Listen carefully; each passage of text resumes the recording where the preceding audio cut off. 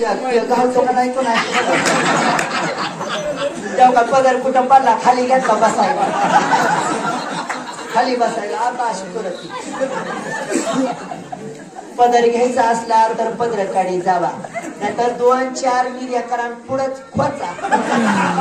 कशाला मारुतीला शिकून लावून काढतो काय की बाया नाही मला सांगा दुकानात जाता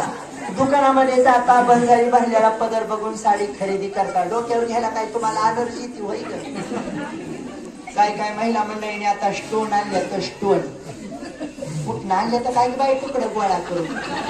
तर लय झालं कौतुक काय महिला मंडळ तुम्हाला एक सांगेन ही भूमी कोणाची अहिल्या द्रौपदी सीता तारा मुख्य मंदोदरी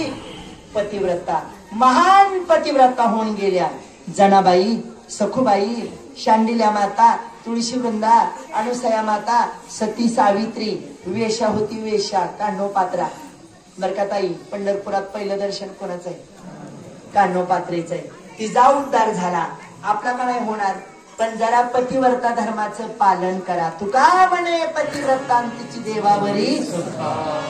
सत्ता म्हणून तुम्हाला एक सांगेल सौभाग्याचं कुंकू आणि डोक्यावर पदर आपण महाराष्ट्रामध्ये राहतो आपली संस्कृती कोणती आपला देश कोणता पवित्र ते कुळ पावन तो देश जेते हरीचे दास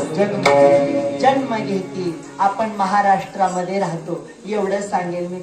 बर का माय तुम्ही फॅशन सोडा तुम्ही सोडा हे सांगण्यासाठी वैदिन आली बुरगुंडा झाला पंडुराजाला अर्जुन नाम शोभे त्याला द्रौपदी कारणे मारिले दुर्योधनाला तैसाचा बुरगुंडा होईन तुला बुरगुंडा होणार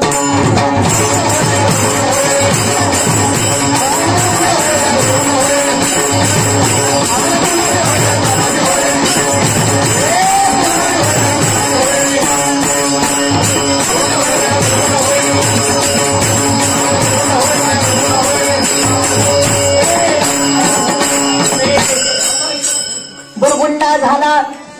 वसुदेवाला श्रीकृष्ण नाम शोभे त्याला माता पिता कारणे मारिले कंसाला तैसाच बुरगुंडा होईल तुला बुरगुंडा झाला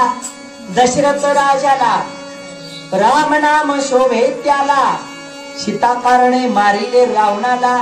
तैसाच बुरगुंडा होईल तुला बुरगुंडा झाला विठ्ठल पंताला ज्ञानदेव नाम शोभे त्याला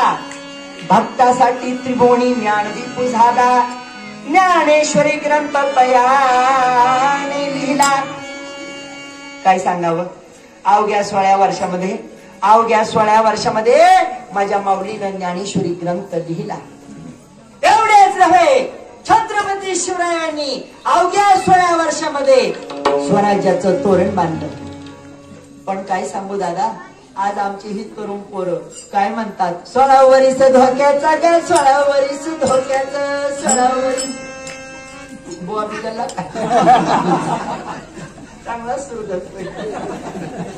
16 वर्ष धोक्याचं नाही 16 वर्ष मोक्याचं आहे मोक्याचं बर का दादा 16 वर्षामध्ये काय केलं पाहिजे वाचावी ज्ञानेश्वरी डोळा पाहावी पंढरी ज्ञानेश्वरचं पारायण करायचंय दादा पंढरीची वारी करायची आई बापाची सेवा करायची 4 धामाला जायची गरज नाही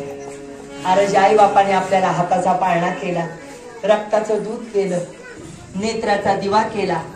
तळ हाताच्या पुढे सांभाळ केला कदापि आई बापांना विसरू नका सगळ्या जगाला विसरा पण तेवढं माता पित्यांना विसरू नका